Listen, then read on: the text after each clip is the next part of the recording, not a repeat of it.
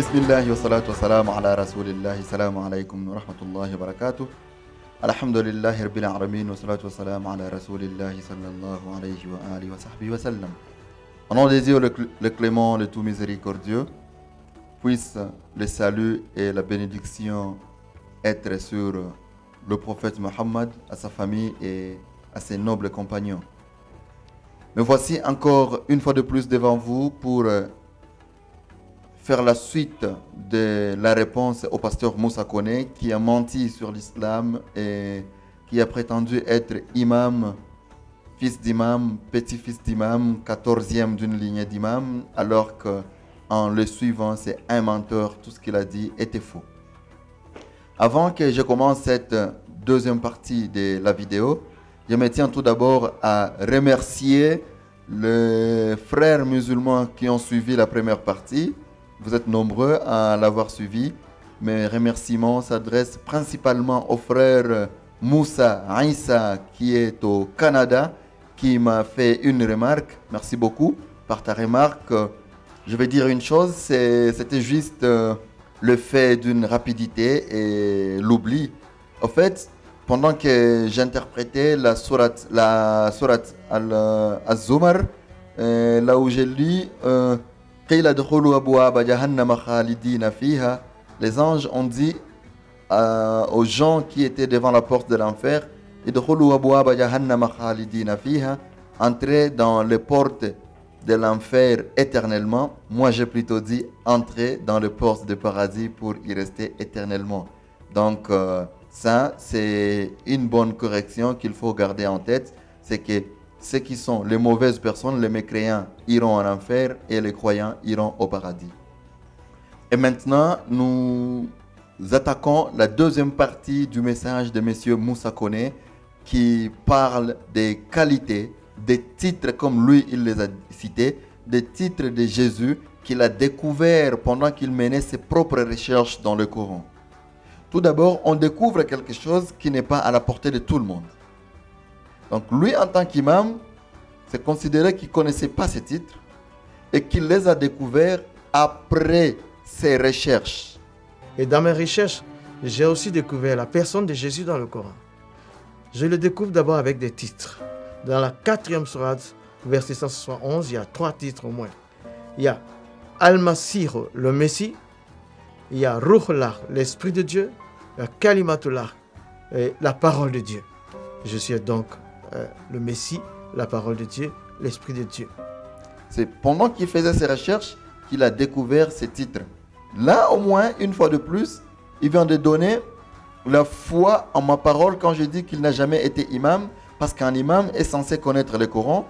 Et lui, qui a été imam, il ne savait pas que Jésus avait ces titres dans l'islam. Pourtant, ces titres sont bien cités dans le Coran, pour dire qu'il n'a jamais appris le Coran. Et c'est vrai. Une autre preuve qui montre qu'il n'a jamais appris le Coran, c'est que l'évidence, la source même qu'il donne, le verset du Coran qu'il donne, dans lequel il a tiré les titres de Jésus que les musulmans, selon lui, ne savent pas, mais lui les a découverts, c'est un verset du Coran qu'il n'a pas pu lire en arabe, parce qu'il ne connaît pas lire le Coran en arabe.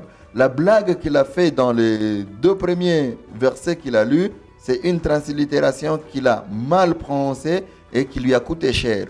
Mais il a été un peu malin pour la deuxième fois, ne pas lire le verset en arabe et ne lire que le sens en français du verset. Mais malheureusement, là aussi, il nous a montré son mensonge et sa mauvaise foi. Il cite lui-même la 4e sourate, donc la sourate An-Nisa, à son 171e verset. Pour le français de la RDC et mon pays, bien sûr, mais 171e verset pour les autres frères francophones. Et il dit, il a découvert qu'à ce verset, le prophète Aïssa, le prophète Jésus, fils de Marie, a 3 titres. C'est un autre mensonge. Il a délibérément menti pour protéger son intérêt. Le Coran ne parle pas de 3 titres de Jésus dans ce verset. Il parle plutôt de 4 titres de Jésus directement cités et un autre, donc le 5e, qui est indirectement caché dans les 4 autres. Mais parce que il vise un intérêt qui est de plaire aux chrétiens, s'il dit la vérité que le Coran cite 4 titres de Jésus à ce verset-là, il va citer le deuxième titre qu'il ne peut pas citer en tant que chrétien. Et il trompe aux gens, il dit que le Coran en cite 3. Je veux lire les versets pour que nous comprenions le mensonge des messieurs et pour que nous définissions selon le Coran et même la Bible les 3 titres que lui a reconnus parce qu'il tendait vers mal interpréter les 3 titres. A'udhu billahi minash shaitanir rajim, bismillahir rahmanir rahim. Allah dit: Ya ahl al-kitab, la taghlu fi dinikum, wa la taqulu ala Allahi illa al-haq.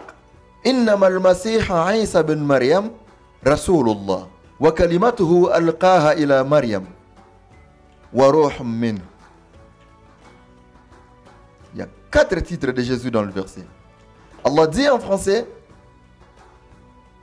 ô vous les gens du livre, donc les juifs, la taghlu fi dinikum, n'exagérez pas dans votre religion, wa la taqulu ala Allahi illa al-haq, et ne dites au sujet de Dieu qu'est la vérité. Innama al-masih Isa bin Maryam, le Messie, premier titre, Jésus, fils de Marie, Rasulullah, deuxième titre, wa kalimatuhu alqaha ila Maryam, troisième titre, et sa parole qu'il a envoyée à Marie, wa ruhum minhu, quatrième titre, et un esprit venant de lui. En voilà 4 titres. Masih, Messie, Rasoul, messager, Kalimat, parole, Ruh, esprit. La première question: pourquoi tu n'as pas considéré le deuxième titre, prophète? Parce que le christianisme est fondé sous une théorie selon laquelle Jésus est un des dieux ou Dieu lui-même. Alors, dire que Jésus est un prophète serait contredire ta foi actuelle, pasteur, et tu as caché le titre de prophète à Jésus et tu ne lui donnes que les 3 autres titres. Donc le premier qui est le précédent, donc le Messie, et les 2 derniers. Tu laisses le deuxième.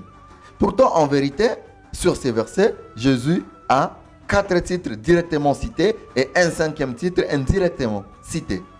Voici la preuve que tu es un menteur, tu as une mauvaise foi. Tout ce que tu veux, c'est tromper sur l'islam, mentir. Cependant, nous musulmans, nous allons tout d'abord t'aider en te disant que ces titres, tu ne les as pas découverts parce qu'ils sont ouverts à tout le monde dans le Coran. Tout le monde qui a déjà appris le Coran, il sait que Jésus, c'est un Masih. Jésus, c'est un prophète. Jésus, c'est un kalam. C'est un kalima. Jésus, c'est un ruh. Tout le monde. Alors, comment toi, tu les as découverts? Donc, tu n'avais jamais lu le Coran avant. Mais je veux maintenant t'aider à connaître ces titres. Parce que nous, musulmans, on ne les a jamais niés. Nous reconnaissons. Mais ça veut dire quoi? Le fait que Jésus soit Masih, ça veut dire quoi? Le mot Masih, c'est le mot arabe qui veut dire en français Messie, qui a été, bon, bien sûr, ça ne veut pas dire en français Messie, mais qui a été francophonisé en termes Messie. Masih en arabe, Mashiach en hébreu, Messie en français. Christos en grec et Christ en français encore. Mais le sens du mot en français, c'est oint. Quelqu'un qu'on a oint d'huile. Et selon le dictionnaire, j'ai pris le soin de chercher le dictionnaire. Je m'en vais directement à un dictionnaire de l'Église catholique en France. Un dictionnaire trouvé en ligne, églisecatholique.fr, où on nous donne le sens du mot Messie. Le titre de Messie, c'est lui qui est oint, était d'abord attribué dans la Bible au roi au moment de son intronisation, après qu'il eut reçu l'onction. Jésus sera considéré comme le Messie définitif envoyé par Dieu et Dieu lui-même. Le sens du mot veut dire oint. Et l'Église catholique nous ramène dans la tradition juive que c'était fait au roi. Mais parce que c'est l'Église catholique, aussi chrétienne, ils ont du mal à dire que même au prophète. Dans la tradition juive, avant que quelqu'un soit intronisé roi, un prophète de Dieu devait le oindre d'huile d'olive pendant l'intronisation. Lorsqu'il le oint d'huile d'olive, il devient un oint. Et les Hébreux l'appelaient automatiquement Mashiach. En arabe, Masih. En grec, Christos. C'est qu'on appelle aujourd'hui Christ ou Messie.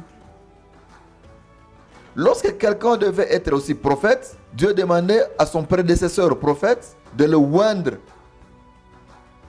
Et pendant ce temps, il devient le oint de Dieu, loin de Dieu, le Messie de Dieu, le Christ de Dieu. C'est ça la définition du mot Christ, selon l'Église catholique.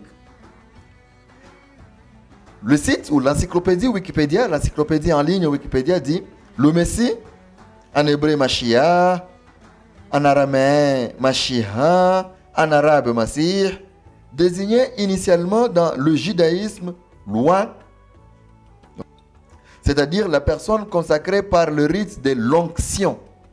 Une personne qu'on a consacrée par le rite de l'onction. On lui plaque de l'huile. Réalisée par un prophète de Dieu. Dans la Bible, les rois Saül puis David sont oints par Samuel. Ça, c'est selon l'encyclopédie Wikipédia. Et nous, musulmans, on n'a jamais refusé que Jésus, c'est un Messie. Aucun musulman l'a refusé. Plutôt la question vient, est-ce que les chrétiens, vous acceptez qu'il y a eu d'autres messies avant Jésus? Vous voyez, déjà, le dictionnaire en ligne de l'Église catholique ne cite pas qu'il y a eu d'autres messies avant Jésus. Mais Wikipédia, qui est laïque, nous cite de Saül et de David. Mais Samuel aussi. Est-ce qu'il y a un seul chrétien qui a un jour dit David Christ, Samuel Christ? Ils ne l'ont jamais fait. Pourtant, ils ont aussi été oints par un prophète de Dieu. Donc du coup, ils sont oints, ils sont Messie, ils sont Christ, ils sont Masih, ils sont Meshiach, ils sont Mashiach. Et directement, je vais passer par la Bible. On va lire le premier livre de Samuel parce qu'il y en a deux. Chapitre 24, versets 5 et 6 qui dit Après cela, le cœur lui battit parce qu'il avait coupé les pans du manteau de Saül. Et il dit à ses gens que l'Éternel me garde de commettre contre mon Seigneur, loin de Dieu, une action telle que de porter ma main sur lui, car il est loin de l'Éternel. Par ces paroles, David arrêta ses gens et les empêcha de se jeter sur Saül. Puis Saül s'éleva pour sortir de la caverne et continua son chemin. C'est la Bible qui nous parle de Saül comme un oint. Et David l'appelle le oint de l'Éternel, oint de Dieu. Donc il est aussi Messie, Saül. Et Moussa connaît.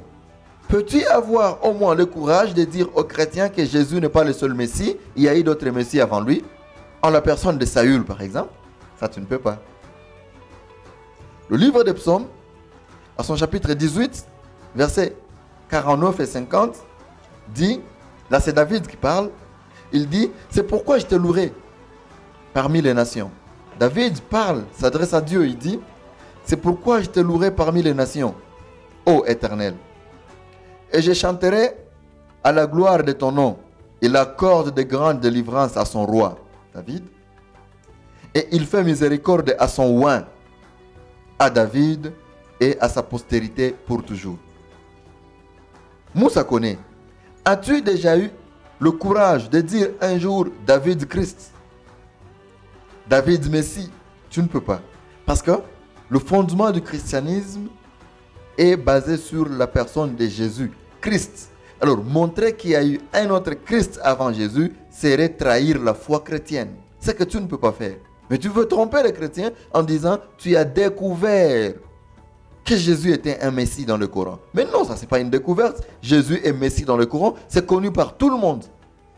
Mais est-ce que David est aussi Messie dans la Bible? Oui. Mais est-ce que c'est connu par tous les chrétiens? Est-ce que toi, Moussa, connais, pasteur, tu l'as déjà enseigné à tes disciples que David est aussi Messie comme Jésus, donc David est aussi Christ comme Jésus? Et il n'y a pas que Saül et David. Non, ils sont nombreux. Dans le premier livre des Chroniques, parce qu'il y en a deux, toujours dans la Bible, son chapitre 16, versets 21 et 20, c'est écrit: il n'est permis à personne de les opprimer, au pluriel, et il châtia des rois à cause d'eux, au pluriel, disant: ne touchez pas à mes oins. Mes oins, c'est Dieu qui dit, et ne faites pas du mal à mes prophètes. Ça, c'est Dieu qui dit. Mes oins, plusieurs oins. As-tu déjà eu le courage de dire que Dieu a eu plusieurs messies? Mais découvrir que c'est seulement Jésus, ça tu peux le dire. Mais ce n'est pas toi qui découvres. Les musulmans savent que Jésus est oint de Dieu. Jésus est Messie et Christ depuis la révélation du Coran au prophète Mohammed. Ce n'est pas à toi de découvrir. Si tu as découvert, ça veut dire que tu n'as jamais appris le Coran. Parce que tu l'as découvert où? Dans le Coran, un livre qu'on enseigne aux enfants dans les médrassas tous les jours. Le deuxième titre de Jésus qui est sur ces versets, c'est Rasoul, messager, ou envoyé, ou apôtre. Un titre que toi tu n'as pas voulu citer. Tu as cité seulement 3, pourtant ils sont 4. Pour ne pas trahir ta foi chrétienne. Jésus, c'est un messager. Ah oui, il est messager de Dieu. Donc il est apôtre. Donc il est envoyé de Dieu. Le Coran dit dans la sourate Saf, la sourate 61, à son verset 6, le Coran dit: وَإِذْ قَالَ عِيسَى بْنُ مَرْيَمْ يَا بَنِي إِسْرَائِيلَ إِنِّي رَسُولُ اللَّهِ إِلَيْكُمْ. Rappelle lorsque Jésus, fils de Marie, dit: ô enfants d'Israël, je suis un messager de Dieu envers vous. Donc ça, c'est un autre titre de Jésus qui se trouve sur le même verset que toi, tu n'as pas voulu citer pour ne pas te confondre toi-même dans tes dires et pour ne pas trahir ta foi chrétienne. Cependant, Jésus, c'est un prophète, c'est un envoyé de Dieu, c'est un messager de Dieu, et c'est reconnu dans la Bible par lui-même Jésus, dans le livre de Jean, chapitre 17, verset 1 jusqu'à 3, qui dit: après avoir ainsi parlé, Jésus leva les yeux au ciel et dit: Père, l'heure est venue, glorifie ton Fils, afin que ton Fils te glorifie. C'est donc que tu lui as donné pouvoir sur toute chair, afin qu'il accorde la vie éternelle à tous ceux que tu lui as donnés. Or, la vie éternelle, c'est qu'ils te connaissent, toi, le seul vrai Dieu, et c'est lui que tu as envoyé, Jésus-Christ. Là, c'est Jésus qui parle, lui-même. Il se reconnaît comme un envoyé de Dieu. Un autre titre de Jésus, qui se trouve dans le verset que tu as cité, de la sourate An-Nisa, la 4e sourate, le verset 171. Innama al-Masih, Isa bin Maryam, Rasulullah. Deuxième titre, Rasoul. Tu ne l'as pas cité, tu cites 3. Jésus, c'est un prophète. Jésus, c'est un envoyé. Pourquoi tu ne peux pas avoir le courage de le dire aux chrétiens si tu étais vraiment véridique? Si Jésus t'est apparu, il est prophète. Il est messager de Dieu. Il est envoyé de Dieu. Dieu l'a envoyé aux enfants d'Israël pour apporter sa bonne nouvelle qu'on appelle Al-Injil ou l'Évangile. Même Paul, l'apôtre du christianisme, reconnaît que Jésus c'est un apôtre. Si tu lis le livre de Hébreux chapitre 3, versets 1 et 2, c'est pourquoi, frères, qui avaient part à la vocation céleste, considérez l'apôtre et le souverain sacrificateur de la foi que nous professons, Jésus, qui a été fidèle à celui qui l'a établi, comme fut Moïse dans toute sa maison. Paul, l'enseignant, le maître par excellence du christianisme, aussi reconnaît Jésus comme un apôtre, un souverain sacrificateur qui a été envoyé par Dieu comme l'a été Moïse, et il a été fidèle comme l'a aussi été Moïse. Est-ce que tu as déjà un jour eu la force de le dire aux chrétiens que Jésus c'est un messager de Dieu? Il n'est pas Dieu. Jésus c'est un apôtre. Jésus c'est un prophète, Jésus c'est un envoyé de Dieu.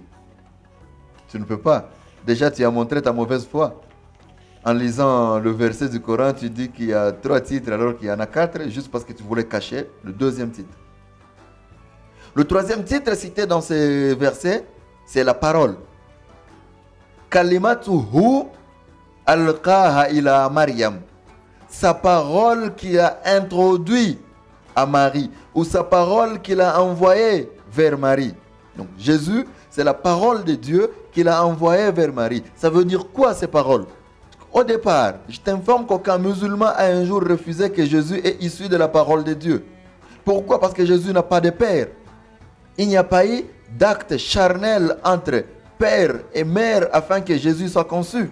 Allah subhanahu wa ta'ala dit dans le Coran, dans la sourate Ali Imran, donc la 3e sourate, à son verset 59, il dit Inna mathala Isa bin Maryam kamathali Adam, khalaqahu min turab, thumma qala lahu kun fayakun. Pour Allah, Jésus est comme Adam, qu'il a créé par la terre, puis il l'a dit soit, et il fut. C'est cette parole-là, soit, kun, soit, qui a conçu Jésus. Alors il est cette parole. Kun, fayakun. Soit, et il fut. Comme Adam, il n'a pas de père. Il a été créé par la terre. Et puis Dieu a dit, Adam, soit, et Adam fut. Jésus, soit, et Jésus fut. Ce n'est pas que lorsque Dieu parle, c'est Jésus cette parole. Non, c'est cette parole que Dieu a envoyée à Marie, qu'on peut trouver dans Luc chapitre 1, verset 31. Voici, tu seras enceinte et tu enfanteras un fils et tu l'appelleras Jésus. C'est une parole qui a conçu Jésus. Et dans la sourate al-Baqarah, donc la 2e sourate, à son verset 117, Allah dit Badi'u as-samawati wal ard wa idha qada amran yaqulu lahu kun fayakun. Dieu est le créateur des cieux et la terre. Et lorsqu'il décide d'une chose, il lui dit soit, et elle est la parole. C'est comme ça que Dieu a créé le monde. Que la terre soit, la terre fut. Que la lumière soit, la lumière fut. Que Jésus soit et Jésus fut. Et ça, aucun musulman ne l'a refusé. Nous croyons en cela. Nous savons que Jésus n'a pas eu de père charnel. Et il n'est pas seul. Même Jean-Baptiste, même Samuel, même Samson, même Isaac, que l'on croit fils d'Abraham, il n'est pas son fils charnel. Et pour bien t'expliquer, le livre auquel tu crois aujourd'hui, la Bible, l'explique bien dans le livre de Jacques, chapitre 1, versets 17 et 18, où on dit « Toute grâce excellente et tout don parfait descendent d'en haut du Père des Lumières, chez lequel il n'y a ni changement ni ombre de variation. Il nous a engendrés selon sa volonté par la parole de vérité, afin que nous soyons en quelque sorte prémices de ces créatures. » Nous tous, Dieu nous a engendrés par cette parole. Bien que nos parents ont fait l'acte, mais c'est Dieu qui a dit que Jafar soit, afin que mon père soit. Que Thabit Al-Katanti soit, afin que je sois. Et le fait que Dieu a utilisé cette parole prouve que nous sommes ses créatures. Donc le fait que Jésus soit la parole de Dieu chez Marie, que Marie soit enceinte, prouve que Jésus est une créature de Dieu. En voilà un autre titre de Jésus qui est caché indirectement dans ces versets. Le 3e titre, Jésus est une créature. Tu peux avoir le courage de dire aux chrétiens que Jésus a été créé par Dieu. Dieu a utilisé sa parole pour que Jésus soit créé. Le livre des Psaumes explique encore plus à son chapitre 33, verset 6 jusqu'à 9, où c'est écrit « Les cieux ont été faits par la parole de l'Éternel, et toute leur armée par le souffle de sa bouche. Il amoncelle à un tas les eaux de la mer. Il met dans des réservoirs les abîmes. Que toute la terre craigne l'Éternel. Que tous les habitants du monde tremblent devant lui. Car il dit, et la chose arrive, et il ordonne, et elle existe. » ce que le Coran a dit précédemment. إِذَا كَدَى أَمْرًا يَقُولُ لَهُ كُنْ فَيَكُنْ. Lorsqu'il veut quelque chose, il décide de faire quelque chose, il dit juste soit et la chose est. C'est comme ça que Jésus est parole. Ne te fais pas d'autres idées.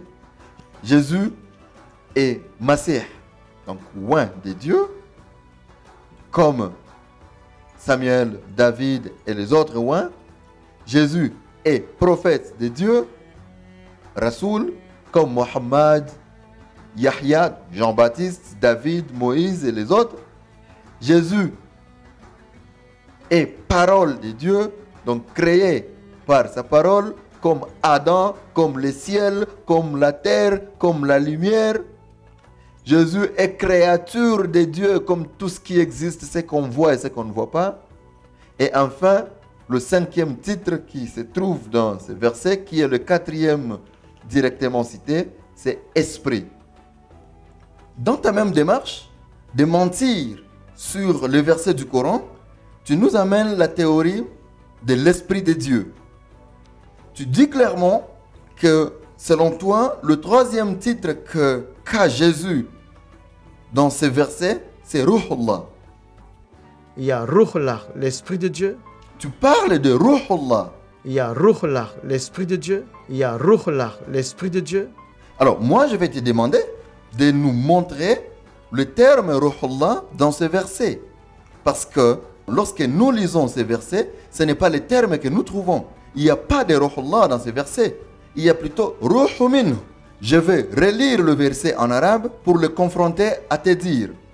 Allah dit Ya ahl al-kitab, la taghlu fi dinikum, wa la taqulu ala Allahi illa al-haq. Innama al-masihu Isa bin Maryam, Rasulullah. Wa kalimatuhu alqaha ila Maryam, wa ruhu minhu. Le terme que je trouve dans ce verset, c'est Ruhu minhu. Mais toi tu dis, il y a Ruhullah, l'Esprit de Dieu. Pourtant, le terme c'est Ruhu minhu. Contrairement à ce que toi tu as dit, il y a Ruhullah, l'Esprit de Dieu. Alors, monsieur Moussa Kone, je vais te demander de nous dire pourquoi tu as ajouté un mot de plus dans le verset. Parce que le sens des deux mots diffère. Ruhullah veut dire Esprit de Dieu. Ruhu minhu, l'Esprit venant de Dieu. C'est deux choses différentes. Jésus est, par ce verset, l'Esprit venant de Dieu et non l'Esprit de Dieu. Toi, tu as mis Ruhullah parce que dans la philosophie chrétienne, Jésus est une des personnes de Dieu. Et comme Dieu a 3 personnes en lui, il y a le Dieu Esprit. Alors, dans les ayats, tu nous ajoutes le terme Ruhullah pour un peu donner du crédit à ta version de diviniser Jésus. C'est plutôt l'Esprit venant de Dieu. Ça, c'est la traduction littérale même du mot Ruh. Pourtant, le mot Ruh utilisé dans ce verset, ce n'est même pas traduit littéralement. C'est plutôt le souffle de vie que Dieu a envoyé à Marie pour que Jésus soit vivant, pour que la créature qui était dans le ventre de Marie soit vivante. C'est ça le vrai sens du verset.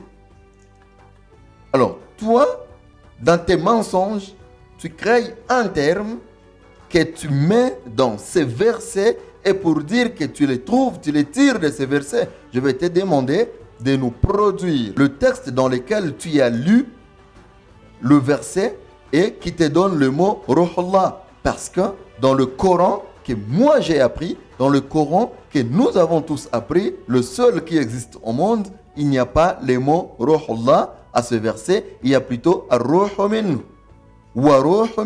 Et il est l'Esprit venant de Dieu. Cependant, pour nous musulmans, nous reconnaissons que Jésus, c'est un esprit qui vient de Dieu.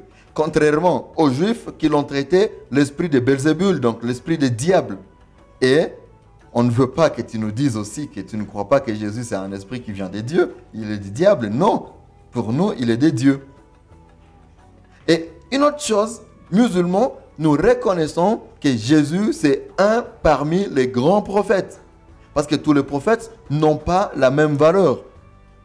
Il y a eu des prophètes qui ont été beaucoup plus favorisés que les autres. C'est pourquoi Allah subhanahu wa ta'ala dit dans la sourate al-Baqarah, à son verset 253, Tilka ar-rusul fadalna ba'duhum ala ba'd. Ces prophètes ou ces messagers de Dieu, le tous, fadalna ba'duhum ala ba'd. Nous les avons favorisés les uns aux autres. Ça, c'est Dieu qui parle. Il a favorisé certains prophètes par rapport aux autres. Minhum man karam Allah. Parmi les prophètes, il y en a ceux qui ont parlé directement avec Dieu, comme Moïse. Ça, c'est une faveur que Dieu n'a pas donnée à tous les autres prophètes. Moïse a parlé directement à Dieu, alors que pour les autres, c'est l'ange Gabriel qui leur apportait le message qui vient de Dieu. وَرَفَعَ بَعْضُهُمْ دَرَجَاتٍ. Et nous avons élevé les rangs de certains parmi eux. C'est vrai. Il y a les Ulul Azm, les prophètes qui ont été élevés au-dessus des autres prophètes. Ils n'étaient pas tous au même rang. وَآتَيْنَا عِيسَى بِنْ مَرْيَمَ الْبَيِّنَاتِ وَأَيَّدْنَاهُ بِرُوحِ الْقُدْسِ.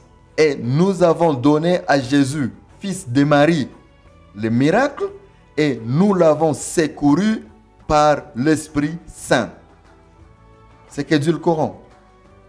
Jésus a eu des miracles. Il a ressuscité les morts. Mais il n'est pas le seul à ressusciter les morts. Il a nourri une grande quantité de gens par une petite quantité de nourriture. Il n'est pas le seul à le faire. Mais quand même, c'est une faveur que Dieu lui a donnée.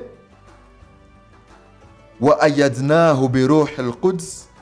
Et nous l'avons secouru par l'Esprit Saint. Il a eu l'Esprit Saint comme secours venant de Dieu. Alors, l'Esprit que Jésus a eu, c'est un secours qui vient de Dieu. Mais il ne faut pas dire que Jésus est l'Esprit de Dieu. Ça, c'est un mensonge, un autre mensonge que tu voulais faire gober le musulman et les chrétiens. Malheureusement pour toi, le musulman savent le Coran et tu ne peux pas les avoir comme ça. Tu pars trop loin, vraiment trop loin, pour nous parler même des péchés du prophète Mohammed sallallahu alayhi wa sallam. Tu dis, ensuite, je découvre que Jésus n'a jamais péché, il n'a pas péché dans le Coran, mais par contre, j'ai découvert les péchés des autres prophètes. Alors, le prophète de l'islam, 48e sourate, versets 1 et 2, il dit, Allah lui dit, nous t'accordons la victoire pour te prouver que nous pardonnons tes péchés. Je dis, mais lui aussi, il a péché, mais Jésus, jamais. Il n'a pas péché. La 19e sourate dit, un enfant saint, sans péché, à sa naissance, un enfant saint, ça veut dire sans péché. Tu as découvert que le prophète Mohammed a péché. C'est ce que tu dis. Tu as découvert. Mais malheureusement, tu ne nous montres pas ses péchés, les péchés qu'il a fait, le prophète Mohammed. Moi, j'aurais voulu qu'après ta découverte, tu nous cites, tu nous démontres les péchés qu'a fait le prophète Mohammed sallallahu alayhi wa sallam. Mais malheureusement, tu ne fais que nous révéler que tu as découvert les péchés du prophète Mohammed.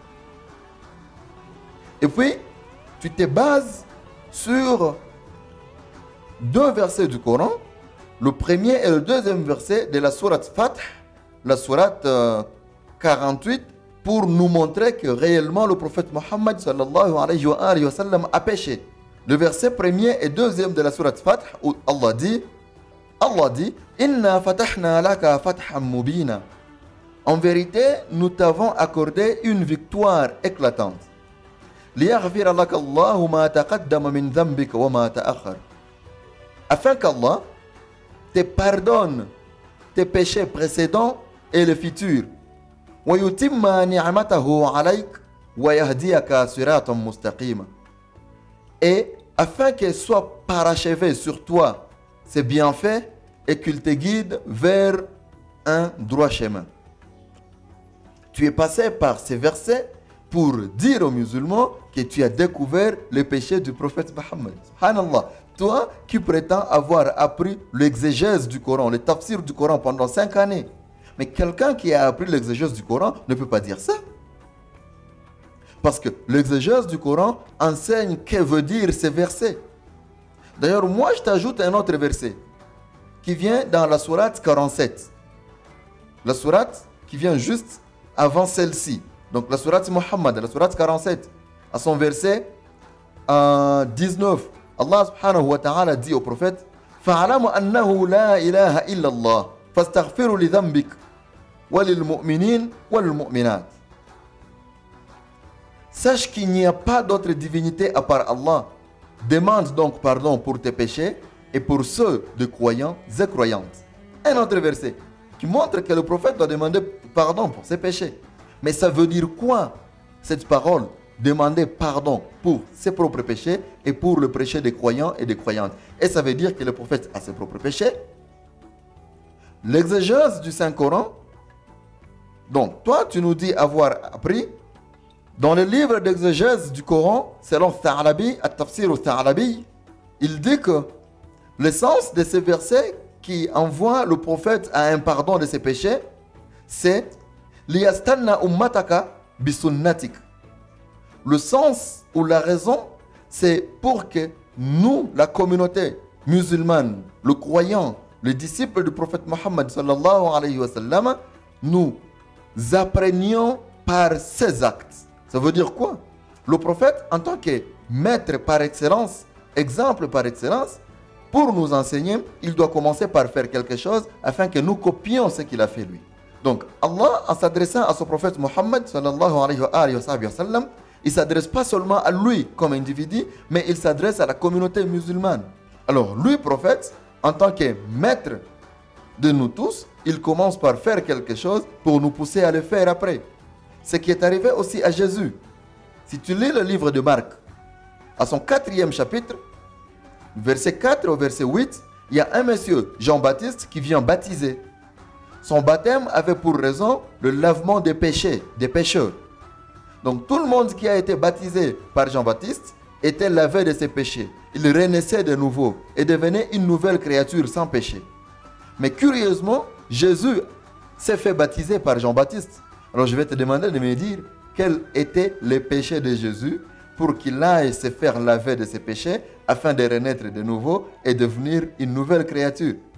Est-ce que Jésus avait des péchés? Sinon, pourquoi il est allé se faire baptiser? La réponse est qu'il est allé se faire baptiser pour qu'il soit un bon exemple à tous les disciples. Si tu dis oui, Jésus avait les péchés, alors là, je vais te demander de me les citer.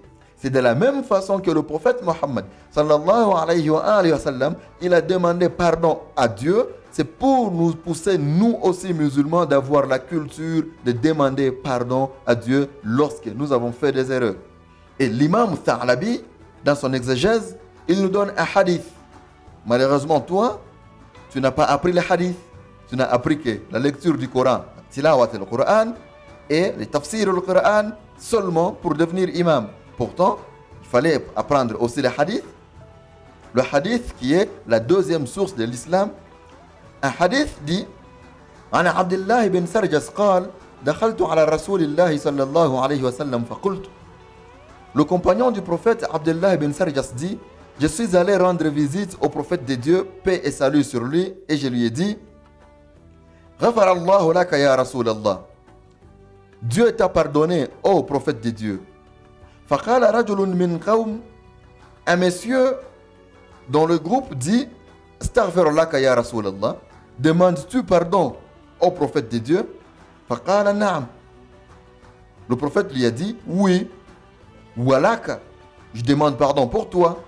Thumma qara'a, et le prophète a lu après: wastaghfiru li dhanbika wa lil mu'minina wal mu'minat. Il a lu ces versets et demande pardon pour tes péchés et pour ceux des croyants et croyantes. Tu comprends? Donc le fait que le prophète demande pardon, ce n'est pas parce que lui a des péchés auxquels il regrette et il demande pardon. Non, c'est plutôt pour nous enseigner, nous musulmans, à demander pardon, mais aussi pour demander pardon à nous musulmans lorsque nous faisons des péchés. Pareil pour Jésus. Lorsque ses disciples lui demandent comment allons-nous prier, mais quelle était la réponse de Jésus? Dans Matthieu chapitre 6, verset 9 jusqu'à 12. Jésus leur dit: voici donc comment vous devez prier. Notre Père qui es aux cieux, que ton nom soit sanctifié, que ton règne vienne, que ta volonté soit faite sur la terre comme au ciel. Donnez-nous aujourd'hui notre pain quotidien. Pardonne-nous nos offenses, comme nous aussi nous pardonnons à ceux qui nous ont offensés. Jésus dit: pardonnez-nous aux offenses, pardonnez-nous. La première personne du pluriel, donc lui Jésus, lui aussi, Il est concerné par ses pardons. Pardonnez-nous. Mais je vais te demander quelles étaient les offenses de Jésus pour qu'ils disent pardonnez-nous. Tu vas me dire, Jésus apprenait aux disciples comment prier. C'est de la même façon que le prophète aussi demandait pardon pour montrer à ses compagnons comment demander pardon. Dieu dit, tu as été pardonné. Ce n'est pas lui le prophète, mais c'est plutôt sa communauté, parce que la victoire, Inna fatahna laka fathan mubina, la victoire éclatante n'a pas été seulement au prophète, mais à toute la communauté musulmane. Après une grande bataille que les mécréants ont livrée, au prophète et à sa communauté, la victoire a été du prophète et de sa communauté. Alors ce verset, mon ami, Allah, à ce verset, il ne s'adresse pas personnellement au prophète, mais plutôt à la communauté du prophète Mohammed sallallahu alayhi wa alihi wa sahbihi wa sallam. Donc tu as encore tout faux.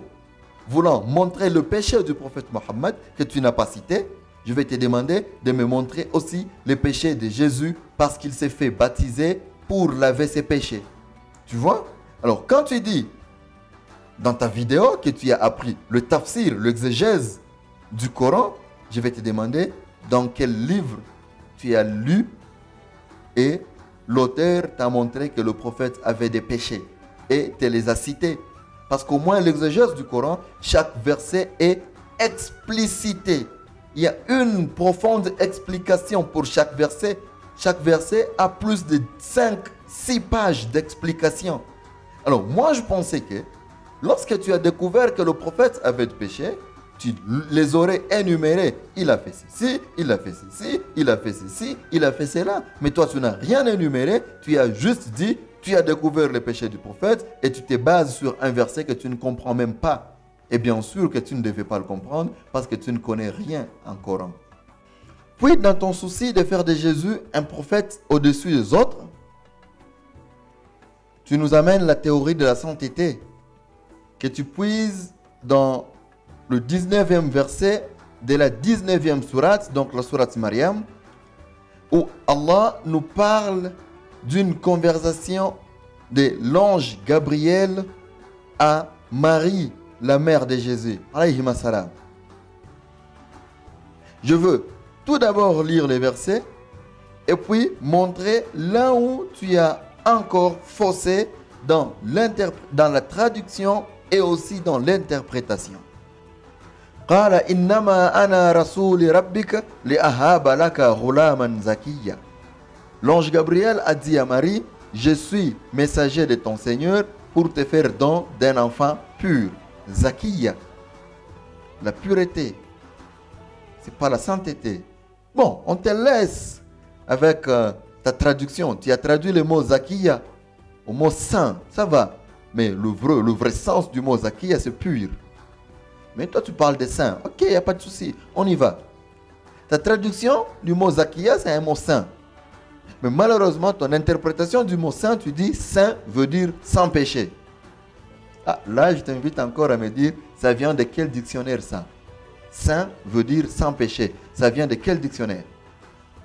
Mais moi, j'ai pris le soin encore de faire des recherches dans des dictionnaires pour trouver le vrai sens du mot saint. Et franchement, je n'ai pas trouvé ton sens. Sauf que si tu nous montres de quel dictionnaire. Je viens d'abord. Selon l'encyclopédie en ligne Wikipédia,